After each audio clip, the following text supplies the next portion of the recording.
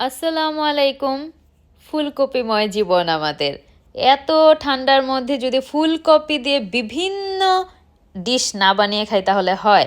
আজকে আমরা জামাই বউ মিলে একটা পাকোড়া বানাবো। তো আজমিকে বললাম ফুলকপিগুলোকে পিস পিস করে আমাকে কেটে দিতে, যেরকম আমি চাচ্ছিলাম।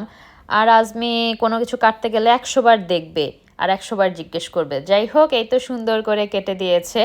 এখন আমি গরম পানিতে একটু লবণ দিয়ে দিলাম, কারণ ফুলকপিগুলো একটু সেদ্ধ করে নিব, 50%-এর মতো সেদ্ধ করে দেবো। তো আজমি সব ফুলকপিগুলো দিয়ে দিল। এদিকে আমি একটু বেসন, তারপর হচ্ছে চালের গুঁড়া, একটু লবণ, সাথে একটু হলুদ গুঁড়া আর মরিচ গুঁড়া মিশিয়ে একটা বেটার বানাবো। তো আপনারা চাইলে এখানে আদা রসুনের পেস্টও দিতে পারেন, কিন্তু আমি আদা রসুনের পেস্টটা একটু অ্যাভয়েড করি, কারণ আমার কাছে একটু স্মেল লাগে।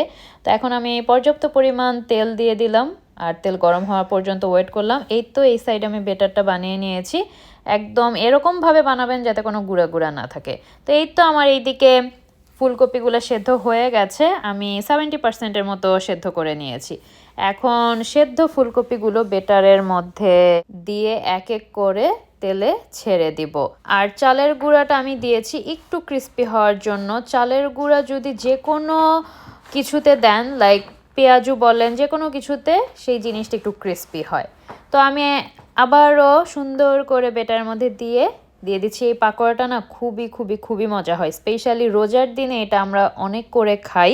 কিন্তু আজমি হঠাৎ করে বলল যে একটু বানাও, খেতে ইচ্ছা করছে। আর এখন যেহেতু ঠান্ডা পড়েছে, বিকেলবেলা চা কফির সাথে এরকম একটু পাকোড়া থাকলে ভালোই লাগে। তবে আমি ফুলকপি তরকারি হিসাবে খেতে খুবই হেট করি, কেন জানি আমার ভালো লাগে না।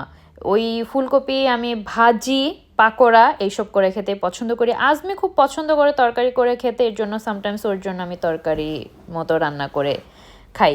তো এই তো ডুবো তেলে ভেজে নিচ্ছি। আর ডুবো তেলে পাকোড়াটা ভাজলে একদম প্রপার সব দিক দিয়ে ভাজা হয়। এখন এক এক করে আমি উঠিয়ে নিচ্ছি। আমি একটু ডিপ ফ্রাই করেছি। এই তো এইরকম একটা কালার এসেছে।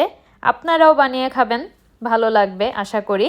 তো আজকের ভিডিওটা এই পর্যন্তই, চলে আসবো নেক্সট ভিডিও নিয়ে। সে পর্যন্ত ভালো থাকবেন, সুস্থ থাকবেন। আর আমার চ্যানেলটা সাবস্ক্রাইব করবেন, ইউটিউব থেকে যদি দেখে থাকেন, ফেসবুক থেকে পেজটা ফলো করবেন। আল্লাহ হাফেজ, আসসালামু আলাইকুম।